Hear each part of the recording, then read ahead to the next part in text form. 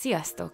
Én Anna vagyok, és ebben a videóban azt szeretném megmutatni nektek, hogy hogyan is szoktam elkészíteni az írókát, más néven glazúrt vagy cukormázat. Általában kétféle mázat különböztetünk meg, az egyik a terülőmáz, a másik pedig a vékony, írókázáshoz használt máz. A következő percekben mindkettő elkészítését láthatjátok. Amire szükségünk van. Cukrászhabzsák. Ez bármilyen cukrászkellék, vagy konyhai kiegészítőket árusító boltban beszerezhető, de találkoztam vele már nagyobb áruházláncok polcain is. Sokan kérdeztétek, hogy pontosan hol veszem, én legtöbbször Budapesten, az Őrsvezér terén szoktam vásárolni, mégpedig a Sugárban található konyhai kellékboltban. Lehetőleg több darabot is vegyetek a biztonság kedvéért. Szükségünk lesz még egy hosszú pohárra. Egy kézi konyhai robotgépre, azt ne is kérdezzétek, hogy az enyémnek miért van csak egy feje, ha tehetitek, ti mindenképpen két fejjel dolgozzatok. Egy sűrű szövésű szita, ezen kell majd átszitálnunk a száraz összetevőket. Egy kanál vagy cukráspatula a cukormáz kimeréséhez. Egy darab MS méretű tojás. Egy púpozott teáskanál keményítő. Egy csipet só. Egy kis citromlé, ami segít, hogy a cukor ne kristályosodjon ki, illetve ez az, ami a mázunkat ragyogó fehérré teszi. Körülbelül 200 g nagyon finom szemű porcukor. Az az igazság, hogy én nem is szoktam mérni a mennyiséget, hiszen több dolog is befolyásolhatja, hogy mennyit kell használnunk. Ilyen például a tojás mérete, a citromlé mennyisége, illetve a porcukor porózussága. Szinte mindegy, hogy milyen márkájú porcukrot használtok, a legfontosabb, hogy az a lehető legfinomabb szemű legyen, hogy ne dugítsa el a habzsákunkat. Ha kíváncsiak vagytok, nekem a Lidliben vásárolható nagyon bevált, de sokan a koronás cukorra esküsznek.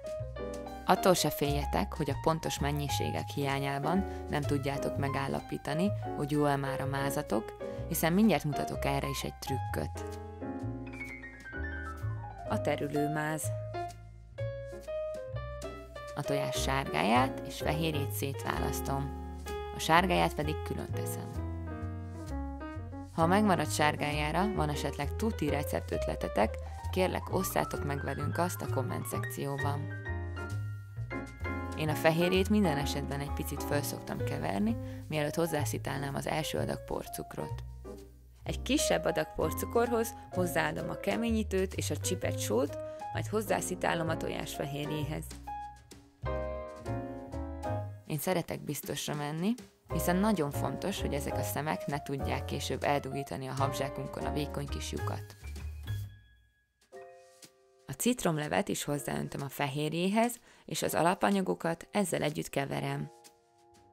Körülbelül 180 g porcukrot szitálok, ha terülőmázat szeretnék készíteni, de ti is folyamatosan figyeljétek a mázatokat, ha úgy látjuk, hogy ez már sűrű, de mégis szép folyós, és ha kiveszük a keverőeszközt az edényből, az szépen egybefolyik és összesimul, illetve ez egy csillogó, feszes felületet alkot, akkor nyugodtan kivehetünk egy kisebb adagot terülőmáznak.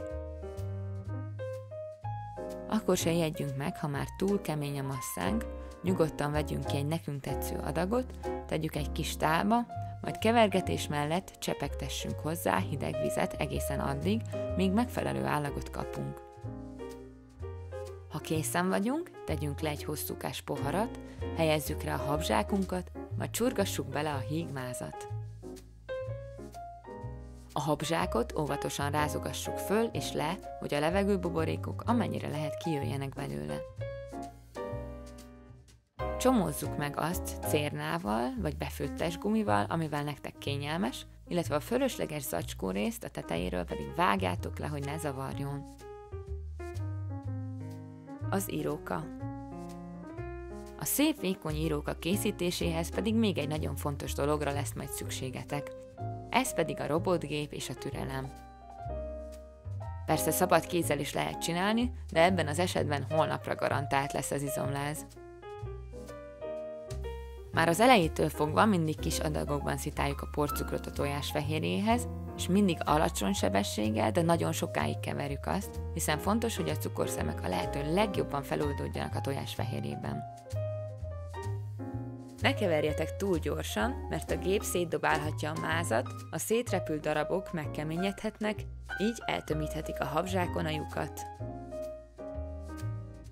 Én minden szítálás után legalább 3-4 percet keverek a géppel, a legutolsónál pedig akár 5-6 percet is. Figyelem, hogy a máz kissé szilárdabb, sűrűbb legyen.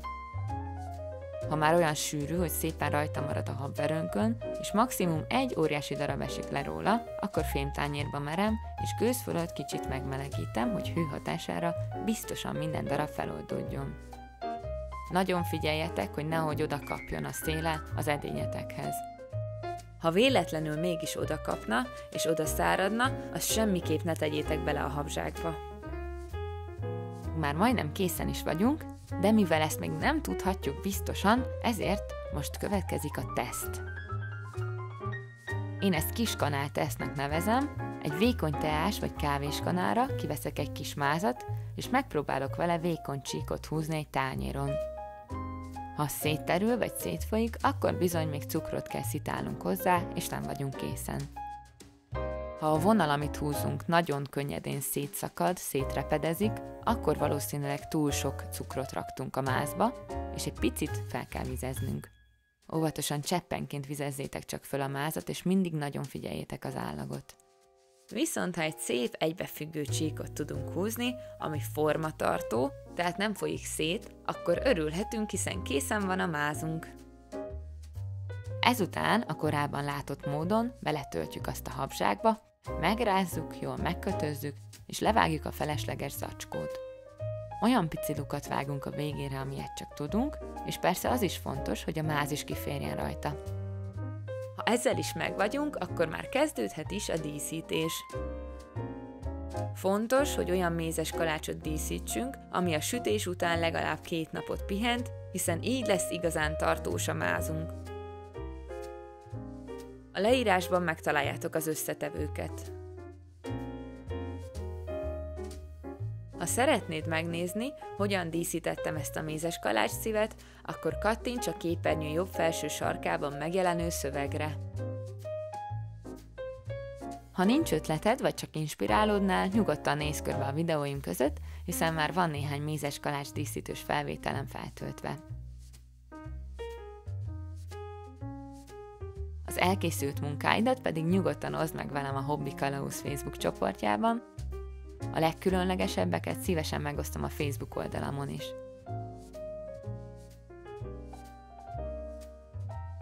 Amennyiben hasznosnak találtad a videót, kérlek iratkozz fel, és nyomd meg a csengő gombot, így máskor is értesülhetsz hasonló tartalmakról. Illetve azt is köszönöm, ha megosztod olyanokkal is, akik számára úgy érzed, hogy szintén hasznos lehet a videó. Köszönöm, hogy velem tartottatok, nem sokára találkozunk. Sziasztok!